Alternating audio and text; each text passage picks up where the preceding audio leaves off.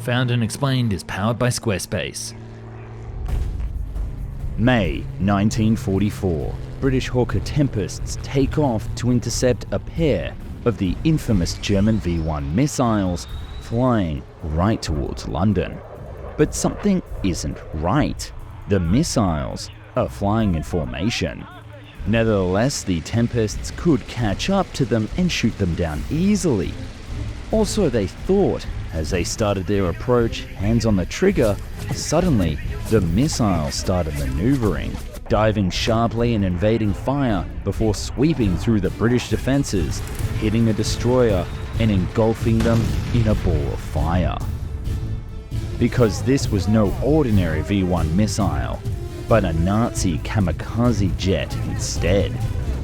Near the end of World War II, Nazi Germany grew increasingly desperate to stop the impending defeat of their armies and prevent the Allies from getting a foothold in France. They started a secret program to train suicide pilots to defeat the Allied fleet and maybe even win the war by opening another front in England. This is the story behind those pilots and the secret Nazi plan to prevent the D-Day invasion.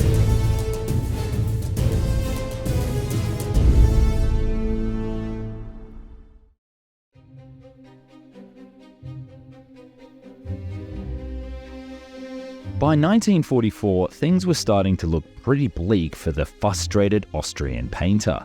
The Soviets were pushing hard to the east and Africa was lost, and the Allies had invaded Italy, or while the Japanese were steadily losing their little island territories and the battles across the Pacific.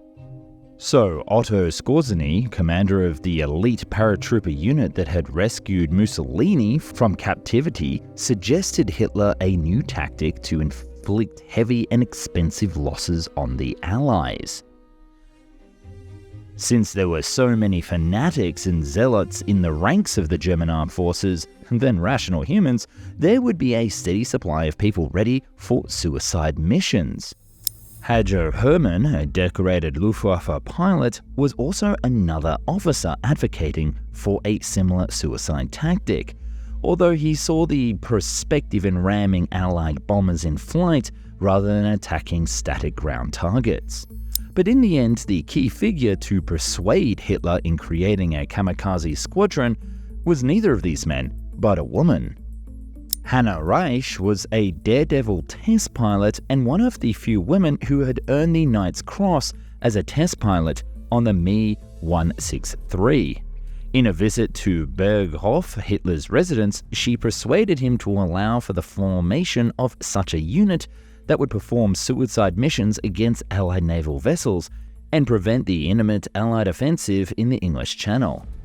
With the who part of the equation solved, now the Nazis only needed the how. And boy, wait till you hear what they came up with. Part of the problem with trying to get such a controversial project off the ground, pun intended, wasn't so much the vast materials required or the manpower. After all, it was based on a previous glider project and there were plenty of volunteers, but rather convincing the powers that be to get on board. That's where the team behind the project should have saved time with a Squarespace website, now powered by the Fluid Engine. While not the same as the rudimentary jet engines of the age, the Fluid Engine's impressive drag and drop technology makes making a website a breeze, including one for both mobile and desktop. It does both automatically. There are hundreds of different templates to choose from, plus ones that have an online store all set up for you. All you have to do is just add products, or others that can launch a business idea in an instant. Fun fact, it's the exact same thing I use for my own merch store, foundandexplained.shop, for all your cool merch. Now, I bet you're like, look, I like Found and Explained, and I like watching the videos, but what has Found and Explained done for me lately? Well, for watching my little channel, you can try Squarespace for free for 14 days and receive 10% off your first purchase at www.squarespace.com/found. So not only do you get my gratitude for making everything possible, just like the video you're watching today, but you also get a sick discount. Special thanks to all those people that clicked that link down below.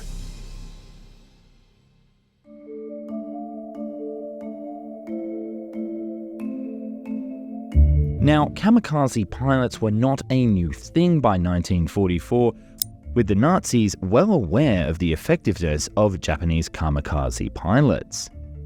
The Japanese, of course, flew just regular planes carrying extra explosives to try and create more damage. But the Nazis took this a step further and decided to over-engineer the ultimate kamikaze plane. The Messerschmitt 328 was designed as a parasite fighter to protect the bombers from Allied attacks. Powered by either a Jumo 004, the engine used on the Me-262, or two Argus 014 engines from the V-1 missile, this prospective design was actually started all the way back in 1941. But during the development of the 328, the engineers actually came up with a glider variant that was proposed to be used for training, or could be easily turned into a kamikaze plane. And with some slight modifications, it would become very evil indeed.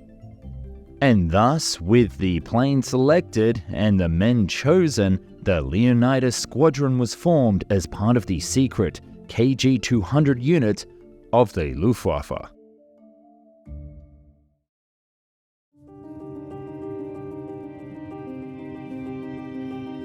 The original Me-328 glider idea, carrying a 900-kilogram bomb, was dropped, and instead a new aircraft was developed based off the V-1 missile, or the flying bomb, whichever you prefer.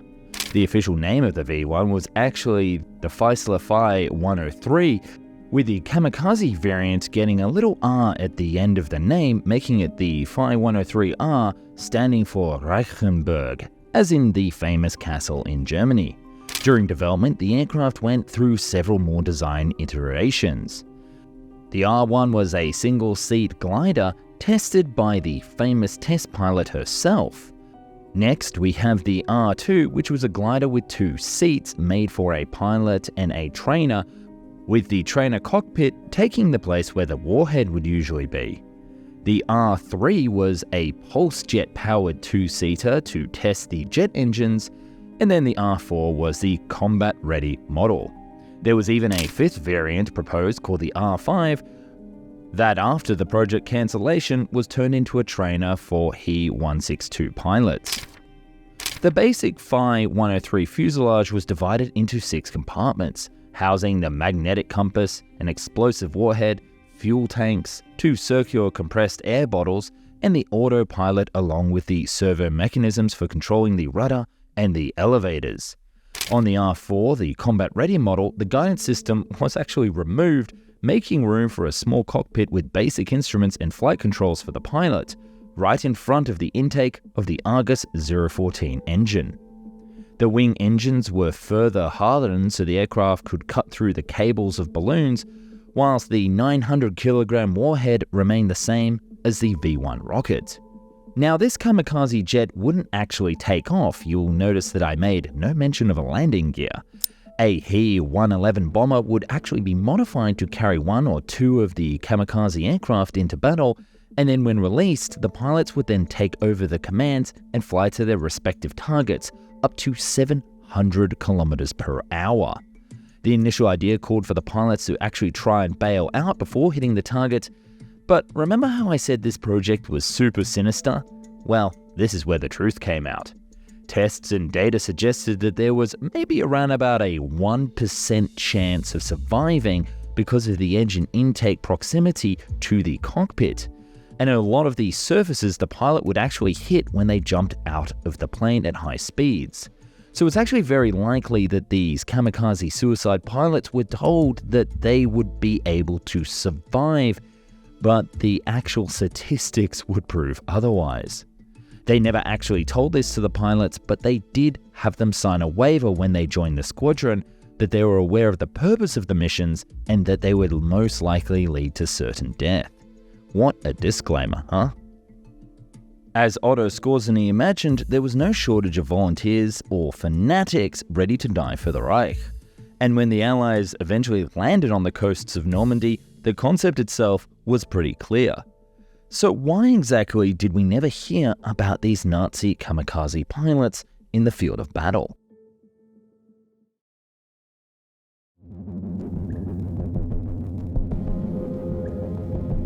During testing, 2 aircraft were lost, one due to pilot error, and the other one due to, well, something we don't quite know. So the test pilot herself took over and flew the prototypes herself, although she crashed several times. But since she was a very experienced test pilot, she was able to bail out unscathed. However, the main issue here was this was no ordinary plane, and as such, it would require experienced pilots, not novices with a death wish. Even though there were enough volunteers available, having to train experienced pilots for several months with this new jet engine technology, only to lose them on their first mission, was actually kinda stupid. Especially with the scarcity of resources, both material and human, in the late stages of the war, this started to sound like a very dumb idea. And also, it was starting to become too late. You know those 2 test flights that I mentioned? Well, they occurred in September of 1944, all while the Allies were already deep in France. Although the Germans actually did test launch the aircraft as intended from a He-111, they encountered aforementioned problems, and in October 1944, command of the top-secret KG-200 division was transferred to Werner Bombach, who was a very vocal opposition to the entire project. He quickly shut it down and instead pushed for the development of the Mistel unmanned Ju-88s filled with explosives which could be dropped from a Focke-Wulf 190. The pilots from the Leonidas Squadron would fly several suicide missions in April of 1945, destroying bridges of the Oder River, but in classic Bf-109s or FW-190s filled with explosives. So we did actually end up seeing some kamikaze pilots from their squadron, but not flying these crazy V-1 missile planes. But even more crazy that over 150 of these pilotable V-1 rocket planes were built but never saw combat. And we all know how the story goes from here. The fascinating thing is that the Japanese actually did hear about this project and then got in touch with the Nazis for their research, leading to the development of the Japanese MXY-7 Oka. But that's a topic for another day. Thank you so much for watching this video today, and I hope you found out something new and exciting. I've actually got a little bit of a sore throat, and I've been really struggling with these German names in today's video, so hopefully that wasn't too crazy. But I'll see you in the next video.